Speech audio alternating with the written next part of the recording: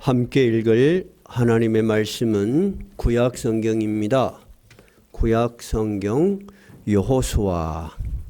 우리가 구약은 여호수아를 두 차례씩 한 달에 강해 설교를 하고 있습니다. 오늘은 구약 여호수아 6장입니다. 제가 가진 성경은 구약 성경 327쪽입니다. 327쪽. 6장 22절에서부터 27절까지 같이 읽도록 하겠습니다. 천천히 찾으십시오. 6장 22절부터입니다. 다 찾으셨어요? 자, 같이 읽겠습니다.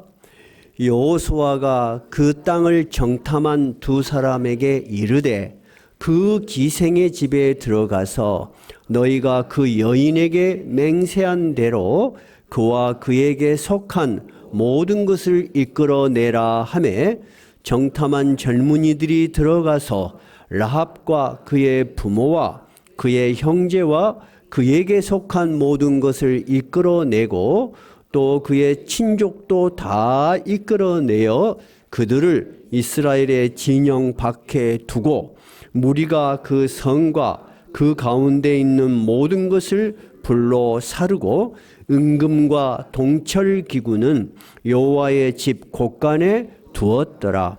여호수아가 기생 라합과 그의 아버지의 가족과 그에게 속한 모든 것을 살렸으므로 그가 오늘까지 이스라엘 중에 거주하였으니 이는 여호수아가 여리고를 정탐하려고 보낸 사자들을 숨겼음이더라.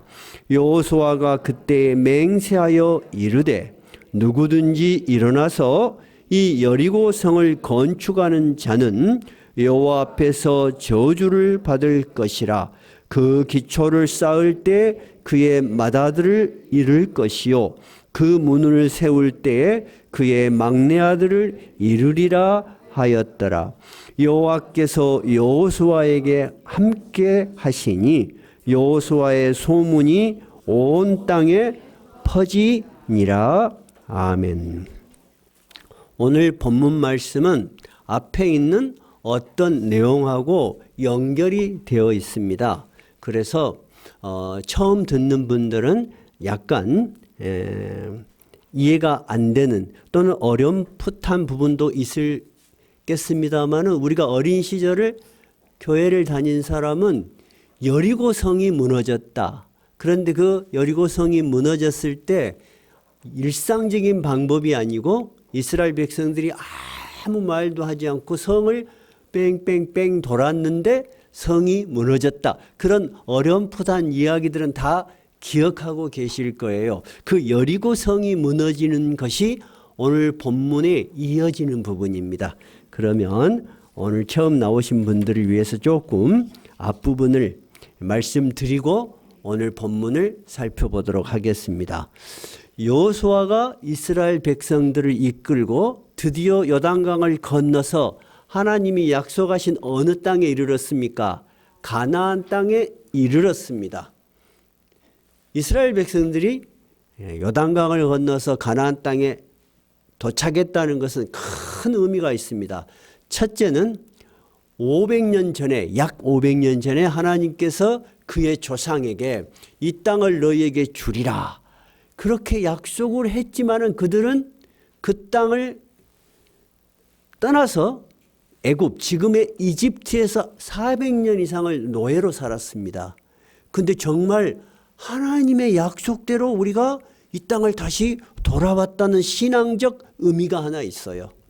두 번째는 뭐냐면 이들은 자기 나라가 없는 떠돌이입니다. 광야를 지나서 이제 비로소 독립된 자기 나라를 가질 수 있는 첫 번째 시작이 된 것입니다.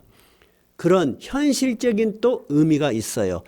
지금 여러분들 뉴스에서 이스라엘과 그 가자 지구에서 일어난 그 지역이 바로 지금 가나안 지역입니다.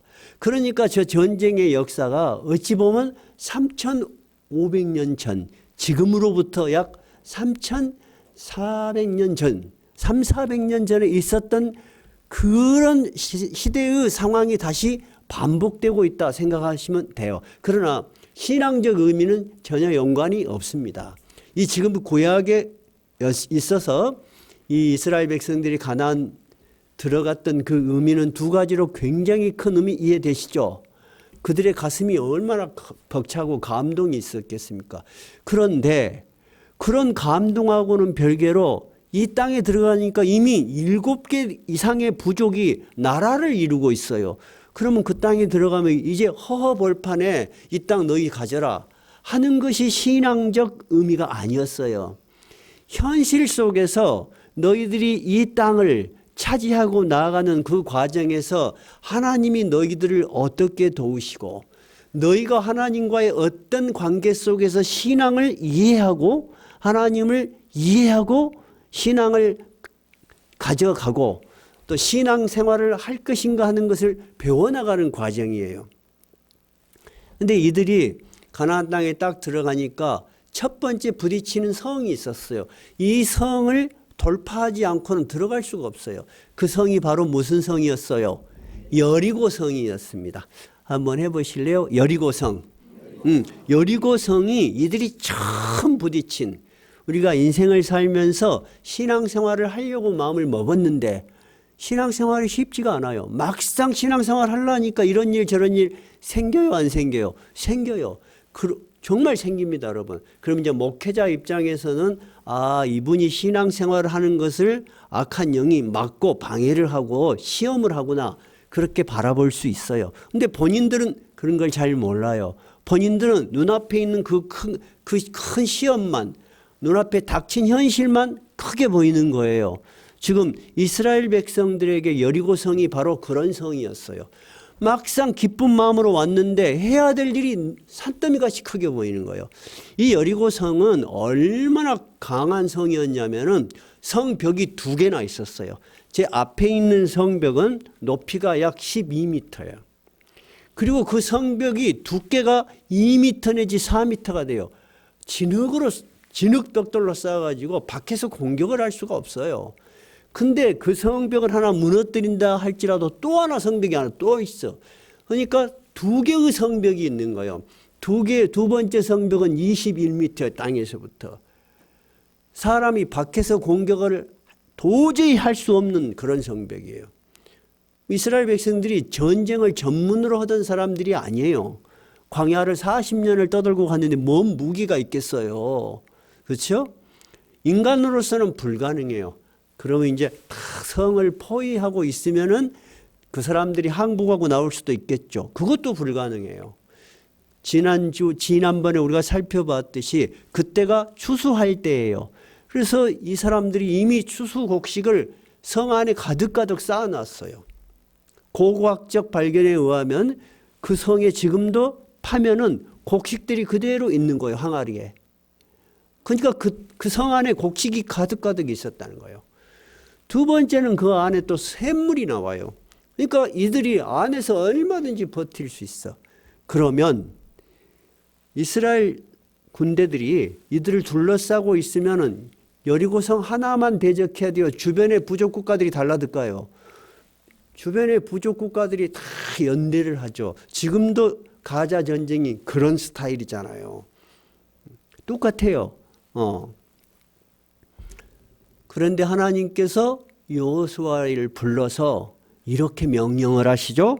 한번 찾아볼까요? 여호수아 6장, 지금 오늘 6장 조금 앞부분 2절 한번 읽어보십시다. 여호와께서 여호수아에게 뭐라고 하셨는지 시작. 여호와께서 여호수아에게 이르시되 보라, 내가 여리고와 그 왕과 용사들을 네 손에 넘겨주었다. 즉 무슨 말을 하냐면 하나님께서는 이 여리고성이 어떻게 될지 이미 다 알고 계셔.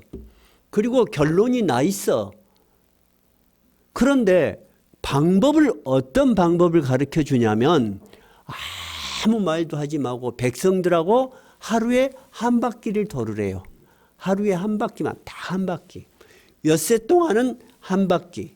그리고 마지막 7째 날은 몇 바퀴? 7바퀴를 돌으래요. 그리고 7바퀴 돌 때 제사장이 나팔을 크게 불면은 그때서 비로소 백성들이 함성을 지르래요. 그러면 그 성이 무너질 것이다. 자, 5절 한번 읽어봐요. 6장 5절.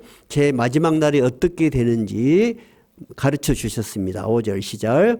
제사장들이 양각 나팔을 길게 불어 그 나팔 소리가 너희에게 들릴 때에는 백성은 다 큰 소리로 외쳐 부를 것이라. 그리하면 그 성벽이 무너져 내리리니 백성은 각기 앞으로 올라갈지니라. 아니, 사람이 공격을 해도 겨우 될까 말까 한데 아무것도 하지 말고 한 바퀴, 두 바퀴, 7째 날은 7바퀴를 돌면은 성벽이 무너져 내린대요. 그 말을 들은 여호수아는 여러분 상상이 가겠어요? 이해가 되겠어요? 이해가 되지 않죠, 사실. 우리가 신앙생활 하지만 성경에 있는 많은 일들이 나에게 일어날 것이란 기대를 별로 안 해요, 사람들은. 그냥 좋은 말씀이라고 이해할 수 있어요. 근데 여호수아는 이 하나님의 말씀을 믿었어요. 왜냐하면 자기가 지금까지 경험한 하나님은 능히 하실 수 있는 분이라는 확실한 믿음이 있었기 때문이에요. 그래서 백성들에게 그 명령을 하달합니다. 그래서 백성들이 여호수아가 시킨 대로 합니다. 한 바퀴, 두 바퀴. 우리 지난번에 살펴봤지만은 그렇게 돌면서 백성들이 이해가 됐을까요? 안 되죠. 하루에 처음에 한 바퀴 돌 때는 시키니까 했을 거예요. 두 바퀴, 세 바퀴, 6일 동안 하면서 불만이 생겨 안 생겨? 이래 갖고 될까? 정말 이게 가능한 이야기야? 이거 뭐 하는 거야?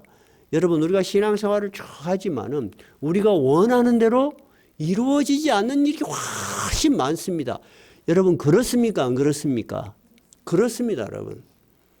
그래서 신앙을 너무 쉽게 인생을 쉽게 살아가는 하나의 방편으로 이해를 하면 그것은 신앙을 잘못 이해하는 거예요.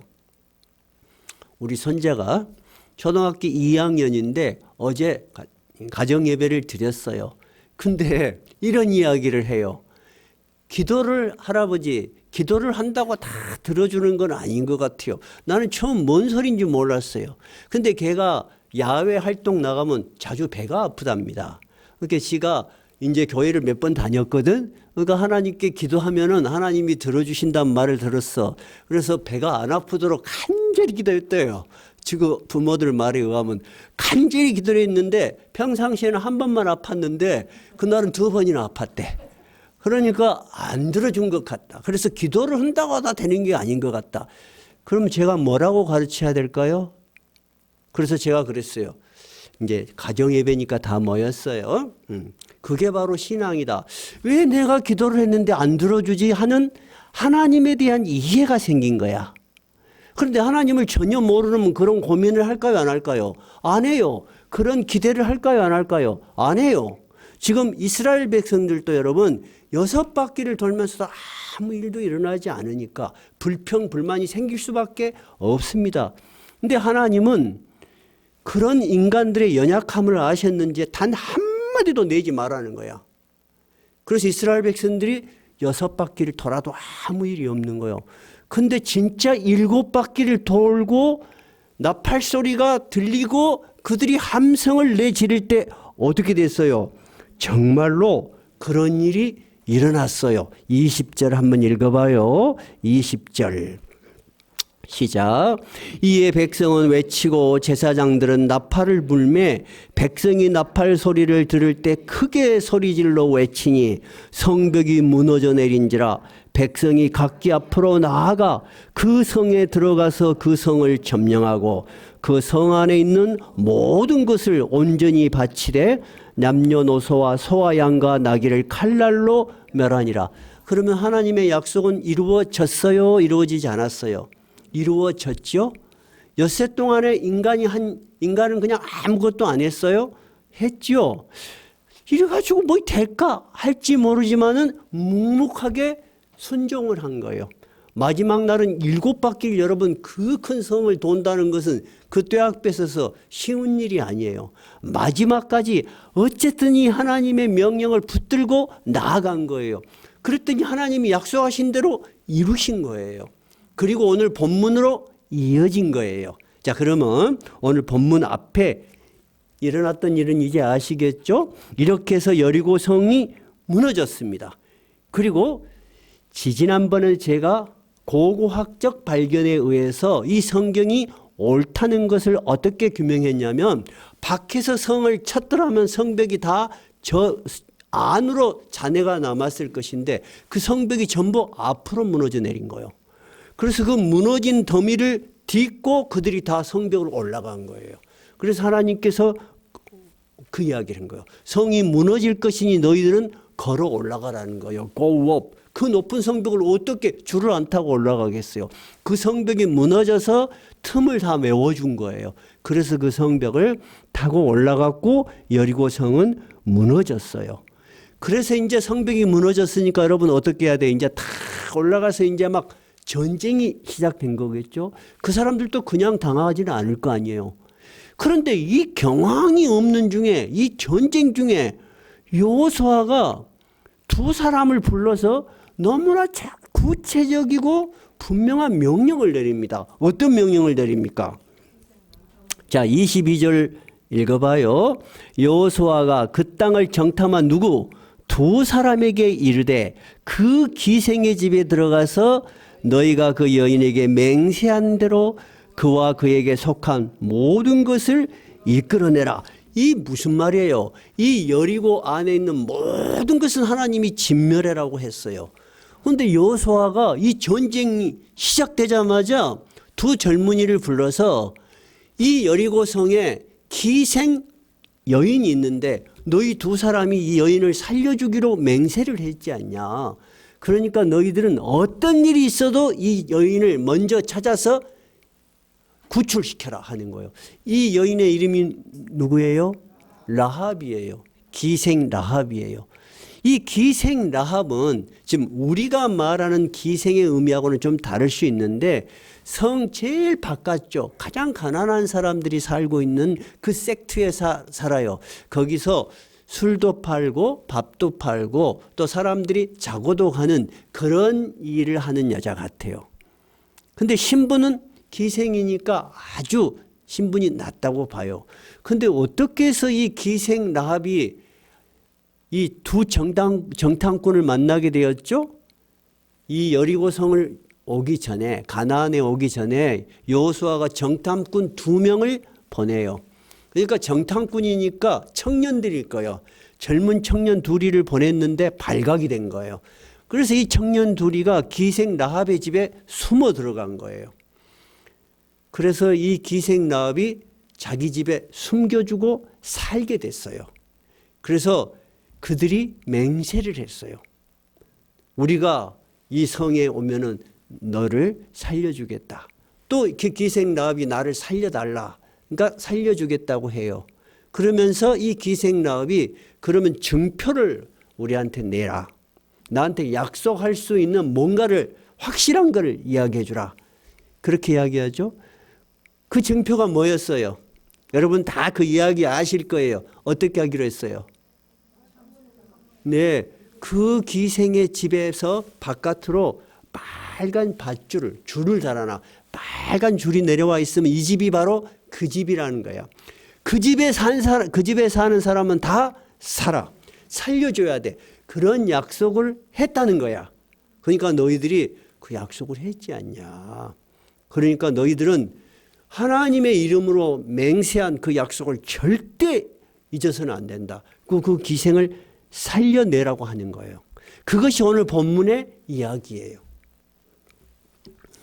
자, 그러면 여러분께서는 이 이야기를 들으면서 이런 생각을 할 수 있어요. 야, 우리가 어렸을 때 동화로 들은 이야기야. 동화 같은 이야기야. 우리의 실생활에서, 현재 우리의 생활에서 관계가 있어요, 없어요? 어떻게 관계가 있다는 건지 우리는 이해할 수도 없고 관계가 있다고 믿지도 않아요. 옛날에 있었던 동화 같은 이야기라고 생각할 수 있어요. 자, 그러면은 이 이야기는 구약 성경에 있는 거예요? 신약 성경에 있는 거예요? 구약 성경에 있는 거예요. 구약 성경은 신약 성경이 만들어지기 전에 약 1300년 전에 기록된 거예요. 얼마 전이요? 1300년 전. 그러면 이 기생 라합의 이야기는 1300년 이후에도 계속 사람들의 기록 속에 있을까요? 잊혀졌을까요? 여러분 어떻게 생각해요? 우리 교회는 손을 들면 정확하게 이해할 수 있어. 기생 라합에 대한 이야기는 분명히 1300년 동안 이어지고 사람들 기억 속에 있었을 것이다. 그래서 기록이 되어 있을 것이다 라고 생각하는 것이 1번이에요. 2번은 그것은 구약의 이야기니까 구약의 역사 속에서는 있지만 신약에서는 잊혀진 이야기일 것이다. 2번이에요. 한번 손 들어봐요. 나는 1번일 것이라고 생각한다면 손 들어봐요. 1번. 1번이 훨씬 많습니다. 나는 2번일 것이라고 생각한다. 2번. 2번은 없으세요?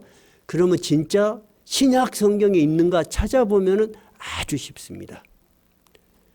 그러면 여러분 한번 생각해 봐요. 제가 지금 대충 이야기를 했어요. 기생 라합이 여호수아가 이 여인을 기억하고 살려주라고 했던 것은 왜 살려주라고 했습니까? 그러면 우리가 얼른 생각하면 정탐꾼들을 살려줬으니까 살려줬을 것이다. 맞아요. 근데 그거보다는 더 깊은 신앙적 의미를 성경은 기록하고 있습니다. 신약 여기다가 책갈피 딱 꽂아 놓아 보세요. 책갈피 다 꽂아 놓으시고 히브리서 저기 제가 가진 성경은 365쪽이에요. 365쪽. 히브리서 11장 31절 366쪽이네요. 366쪽 31절입니다. 31절.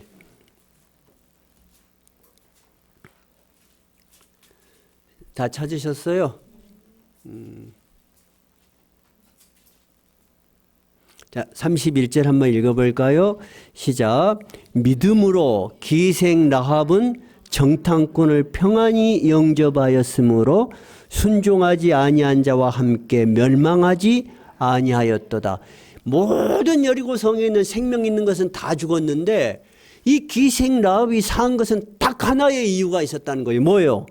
믿음이 있었다는 거예요. 믿음이. 어떤 믿음이 있었어요? 기생 라합은 여호수아서에 보면 정확하게 기록되어 있어요. 이 정탐꾼들을 그냥 숨겨준 거 아니에요.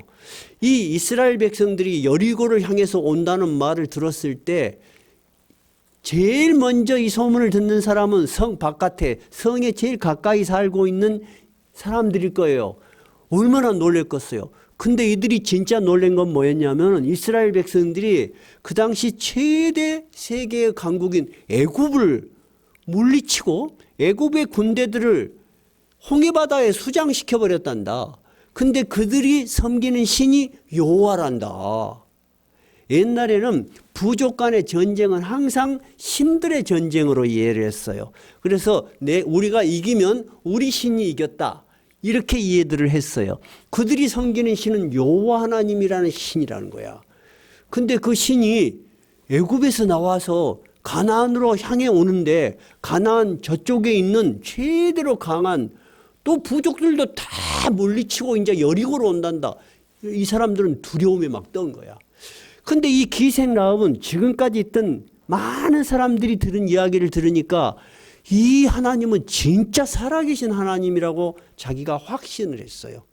그래서 여호수아 2장에 보면은 기생 라합이 이 정탐꾼들에게 너희가 믿는 신은 하늘과 땅 모든 곳에서 참으로 살아계신 하나님인 것을 내가 믿는다. 첫째, 이 기생은 그 하나님이 어떤 존재인가를 믿었어요. 둘째는 그 하나님이 너희들이 이끌고 왔다면 이 여리고는 이길 수가 없다. 이 땅은 분명히 너희들이 차지할 것이다. 그래서 내가 너를 도와주니까 너도 나를 구해준다는 약속을 해라는 거예요. 여러분, 이 기생 라합의 믿음이 구체적이 아니에요. 구체적이에요.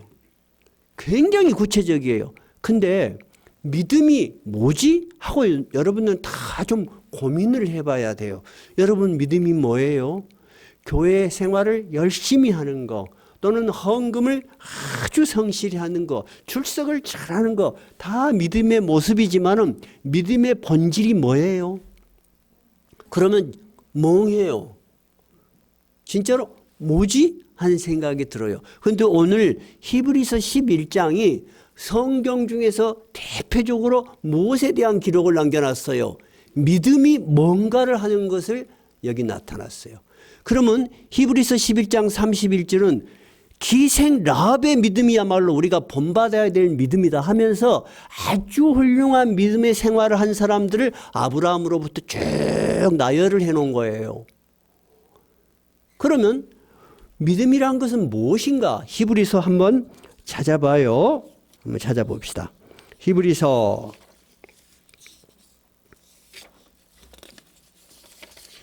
11장 오늘 본 것 6절 한번 봐봐요. 믿음이란 것은 무엇인가? 자, 11장 6절 한번 읽어봐요. 시작.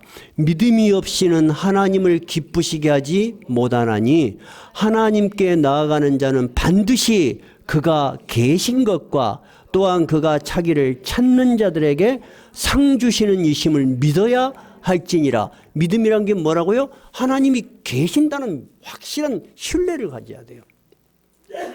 근데 여러분 하나님이 눈에 보이지 않잖아요. 보이지 않는 것을 억지로 믿어봐야지 한다고 되는 게 아니에요. 그러면 어떻게 우리가 보이지 않는 하나님을 정말로 받아들일 수 있는 거죠? 성경에 나타난 하나님, 이것을 우리가 살펴보면서 이건 정말이다 하고 성령이 우리에게 마음의 문을 열어주셔야 되고 우리도 정말 이것은 사실이다. 그래서 세계적으로 유명한 사람들이 이 성경을 부정해 보려고 성경을 읽다가 크리스찬이 된 사람이 너무너무나 많습니다. 세계적으로 가장 많이 아카데미 상을 탄 영화가 있어요. 그 영화가 뭐예요? 배너예요, 배너. 배너 작가가 예수를 믿는 거, 성경을 믿는 사람들이 그리 우습고 가스로웠어요. 그 사람은 외교관이었어요. 그래서 나는 이 성경이 거짓됐다는 것을 너희들이 잘못 믿고 있다는 걸 내가 밝혀내겠다고 성경을 읽기 시작했어요. 근데 성경을 읽어가면 읽어갈수록 그 어떤 거 하나도 사실이 아닌 게 없는 거야. 그래서 무릎을 꿇고 회개의 기도를 했어요. 그리고 내가 이 성경을 사람들이 믿도록 정말 사람들이 흔히 접할 수 있는 글을 하나 써야 되겠다 하고 원고를 쓴 것이 배너예요. 그 배너가 바로 여러분 무신론자가 성경을 읽고 쓴 영화예요. 근데 그런 것들이 너무 많아요. 그래서 먼저 하나님의 말씀을 읽어봐야 해요. 그런데 여러분이 스스로 읽기 어려우시잖아요, 사실. 그래서 매주 교회에 와서 하나님 말씀을 잘 들어야 돼요. 그래서 우리 교회 설교는 주로 성경 본문을 주로 다루잖아요. 이 성경이 가지고 있는 위대성이에요. 1300년 전에 기생 라합이 어떻게 해서 구원을 받았냐 하는 것을 1300년 후에 신약의 저자들이 분명히 기록했다는 거예요. 기생 라합은 하나님이 계신 것을 믿었다는 거예요. 두 번째, 그에게 어떤 자? 그가 계신 것과 또한 그가 자기를 찾는 자들에게 상 주셔. 그를 의지하고 그에게 자기의 전부를 거는 사람들에게 하나님이 응답하신다는 거예요. 여러분 그것이 믿음이에요. 여러분 이 중에도 우리 교인들 중에도 어떤 분들은 오랫동안 신앙생활을 했지만 신의 존재에 대해서 하나님이 진짜 있을까? 수십 년을 고민한 분이 있어. 진짜로 있어. 그분은 믿음이 없는 게 아니야. 믿음은 있는데 확신이 안 생기는 거야. 근데 그 확신은 내가 결심을 한다고 되는 게 아닙니다. 내가 열심히 해봐야지 한다고 되는 게 아니에요. 하나님의 말씀에 순종하는 거예요. 굴복하는 거예요. 근데 그것이 억지로 되는 게 아니잖아요. 그래서 전인격적으로 전인격이 굴복을 하나님이 시키시는 거예요. 그래서 기생 라합의 믿음은 여러분 분명히 두 가지가 함께 있었던 거예요. 하나님이 존재한다는 거. 너희들이 믿는 그 여호와 하나님이야말로 하늘과 땅 유일하신 하나님이시다. 믿었다는 거예요. 두 번째, 너희의 하나님과 이 백성들이 함께 오면 이 여리고성을 반드시 무너뜨릴 것이라는 것을 믿었다는 거예요. 그래서 그는 어떻게 해서 세 번째, 나를 구해달라고 하는 거예요. 나를 구해달라. 그 약속을 해라는 거야. 근데 누구의 이름으로 약속을 하게 하냐면은 너희들이 믿는 여호와 하나님의 이름으로 맹세를 해주라는 거야. 그래서 정탐꾼들이 맹세를 한 거예요. 그래서 정탐꾼들이 돌아와서 여호수아에게 보고를 했겠어요, 안 했겠어요? 했겠죠? 그러니까 여호수아는 그것을 깊이 생각한 거야. 야, 이거 보통 일이 아니다. 하나님이 이 여자에게 은혜를 베푸셔서 이 여자를 구해라는 명확한 하나님의 지시라는 것을 여호수아는 안 거예요. 그래서 전쟁이 시작되자마자 이 여자를 기억한 거예요. 그럼 다시 우리 여호수아로 가봐요. 여호수아.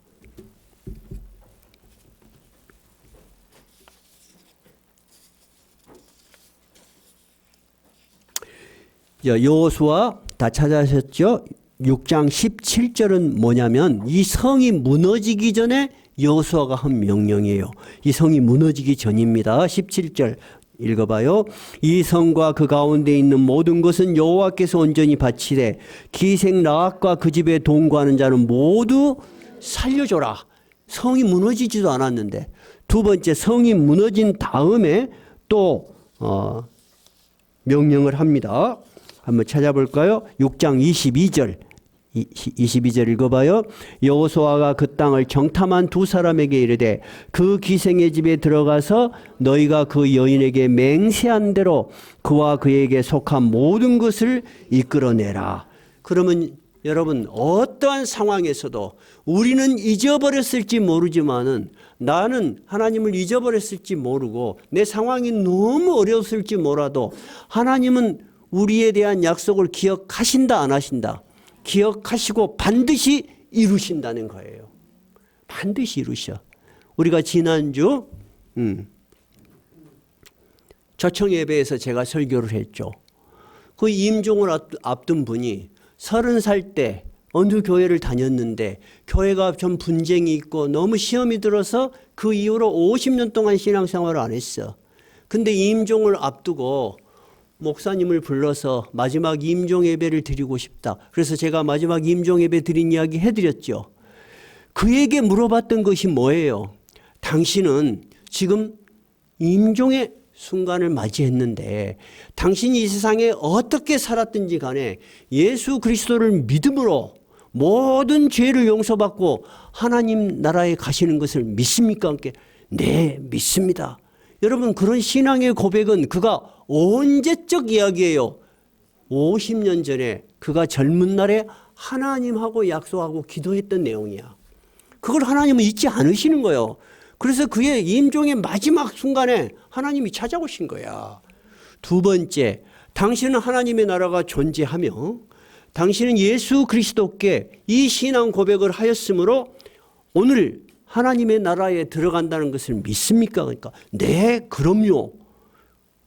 그리고 얼마나 대답을 크게 하는지 나는 이분이 며칠 더 살 줄 알았다니까. 그리고 끝내고 집에 돌아와서 딱 교회 문을 올라오는데 전화가 온 거예요. 목사님, 누구누구 씨가 돌아가셨습니다. 하나님은 마지막까지 그를 놓지 않은 거예요. 기억하신 거예요. 그것이 여러분 신앙입니다. 신앙은 내가 위대하고 내가 대단해서 신앙생활을 계속할 수 있는 것이 아닙니다. 우리는 연약하고 세상의 유혹에 넘어지고 우리의 믿음은 흔들리고 우리는 그렇게 연약한 존재이지만 우리가 하나님을 믿고 의지하고 하나님께 기도했다면 하나님이 그것을 반드시 기억하시고 찾아오신다는 거예요. 오늘 기생 라합이 보여준 그 믿음이 바로 그런 믿음이었어요. 하나님께서는 기생 라합을 구해 주셨을 뿐만 아니라 그 믿음을 굉장히 높이 들어서 성경에 기록했지요. 그거보다 더 높이 들어 쓰셨어요. 어떻게 들어 쓰셨어요? 예수님의 조상이 되게 하셨어요. 여러분, 신약 구약 성경, 신약 성경을 통해서 구약에서 가장 위대한 인물이 누구예요? 다윗 왕입니다.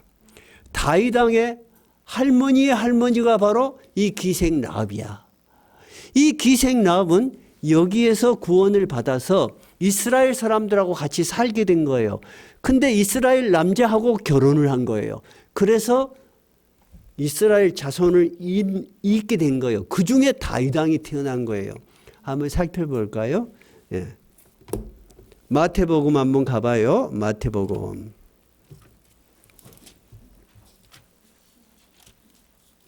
마태복음 1장.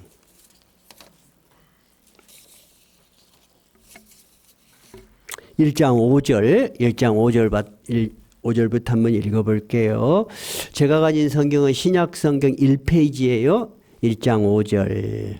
같이 읽어봅시다. 살몬은 라합에게서 보아스를 낳고, 여기 라합이 나와요, 안 나와요? 나오죠? 그러면 라합의 남편이 누구다는 거예요? 살몬이다는 거야. 이 살몬이 유대 사람이에요. 유대 이름이요. 그러니까 우리가 기생 라합은 한 번 구원받은 걸로 끝난 게 아니라니까. 그의 인생이 바뀌어버린 거야. 인생이 바뀌어서 살몬하고 결혼해서 보아스를 낳았는데 그 아들 보아스는 또 누구를 낳았어? 오벳을 낳고, 오벳은 이새를 낳았는데 이새가 누구예요? 다윗 왕의 아버지요. 예수님의 족보를 잇는 아주 위대한 여인의 이름으로 성경에 기록된 거예요. 여러분, 하나님을 믿는다는 것은 우리의 상상하고는 틀립니다. 어제 제가 가정 예배를 드리면서 그런 이야기를 했어요. 하나님의 능력과 하나님의 계획은 우리하고 완전히 달라. 우리는 진짜 하루 앞을 몰라. 진짜 모릅니다, 여러분. 10년 앞을 몰라. 근데 하나님께서는 우리가 어떻게 변해가야 갈지를 다 아셔.